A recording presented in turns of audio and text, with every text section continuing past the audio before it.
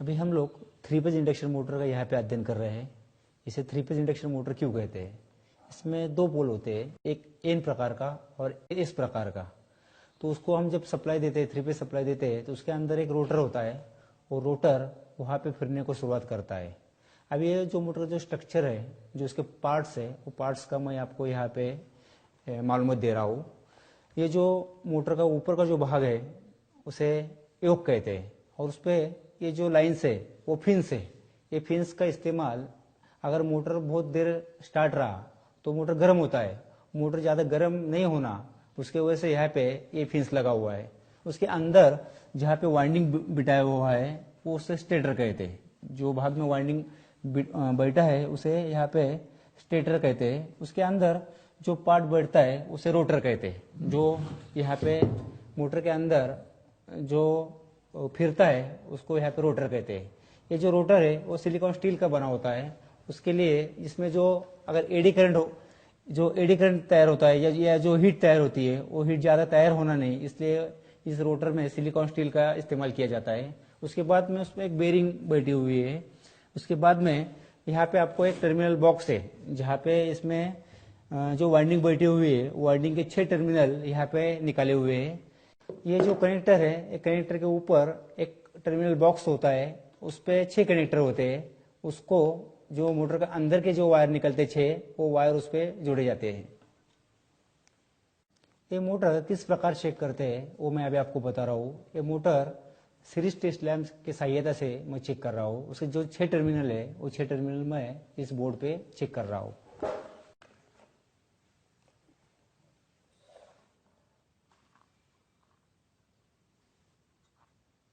Step by step check कर रहा हूँ मैं। जहाँ पे लैंप लगता है वो उसका दूसरा सिरा होता है। जो पहला वायर में, पहले वायर को एक वायर लगाया हुआ, जो दूसरी वायर में लगा रहा हूँ, वहाँ पे अगर लैंप लग गया तो वो उसका सिरा होता है, यानी वो एक वाइंडिंग होता है। उसके बाद में मैं दूसरा वायर ले रहा हूँ, वो मैं कॉमन रख रहा हूँ और बाकी के जो बचे हुए टर्मिनल है उसको मैं दूसरी वायर लगा रहा हूँ सीरीज बोर्ड में। यहाँ पे लैंप लग चुका है इसलिए ये उसका दूसरा सिरा है, ये दूसरा वाइंडिंग है। उसके बाद में जो बचे हुए वायर है उसको मैं चेक कर रहा हूं, ये इसका तीसरा वाइंडिंग है। इस प्रकार इसमें 3 प्रकार के वाइंडिंग है, आर वाई बी, वो तीनों मैं आपको यहाँ पे चेक करके बता रहा हूं। उसके बाद में अगर ये मोटर बॉडी शॉर्ट रहेंगी तो वो मैं आपको बता रहा हूँ। एक वायर मैं बॉडी को लगा रहा हूँ, जहाँ पे कलर नहीं है ऐसी जगह पे मैं एक वायर लगा रहा हूँ, और जो दूसरा सप्लाई का वायर है वो मैं हर एक टर्मिनल को लगा रहा हूँ। यहाँ पे लग रहा नहीं है, यहाँ पे भी लग रहा नहीं है, यहाँ पे लग रहा नहीं है, यहाँ पे भी नहीं लग रहा, इस वायर को भी नहीं लग रहा है, इस वायर को भी नहीं लग रहा है। अगर ये 6 वायर में से किसी भी वायर को लैंप लगा नहीं तो समझिएगा मोटर अच्छा है। अगर यहाँ पे लैंप लगा तो समझिएगा मोटर बॉडी शॉर्ट है।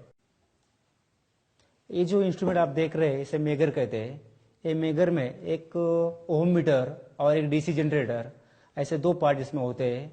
ये मीटर का मेन जो प्रिंसिपल है, अगर मोटर का जो या वायर का जो इंसुलेशन रेजिस्टेंस जो चेक किया जाता है वो इस मीटर के सहायता से चेक करते हैं।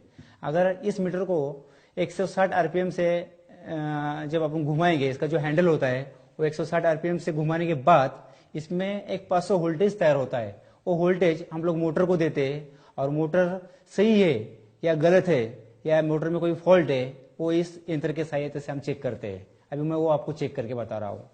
इस मेगर को 160 आरपीएम से घुमाने के बाद, आरपीएम यानी रोटेशन पर मिनट, 1 मिनट में 160 आरपीएम से घुमाने के बाद उसमें इस 2 वायर में या इस 2 टर्मिनल में 500 वोल्टेज यहाँ पे बना हुआ है, वो मैं पहले वाइंडिंग को लगा रहा हूँ।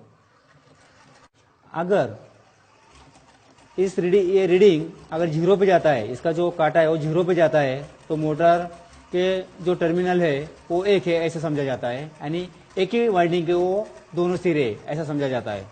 उसके बाद में मैं दूसरे वाइंडिंग को लगा रहा हूँ,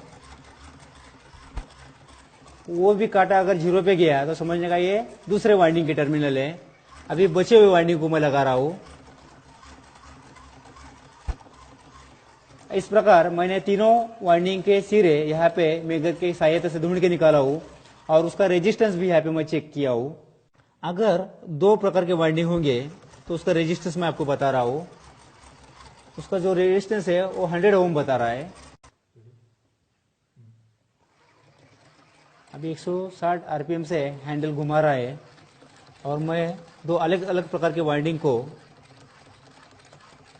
मेगर का वायर लगा रहा हूं। यहाँ पे काटा जो है 100 पे कांस्टेंट है, इसलिए इसका इंसुलेशन रेजिस्टेंस 100 बता रहा है।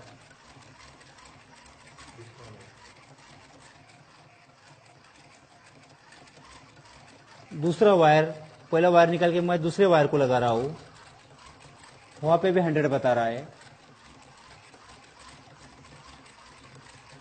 इस प्रकार इस मेगर के सहायता से हम मोटर का इंसुलेशन रेजिस्टेंस चेक करते हैं।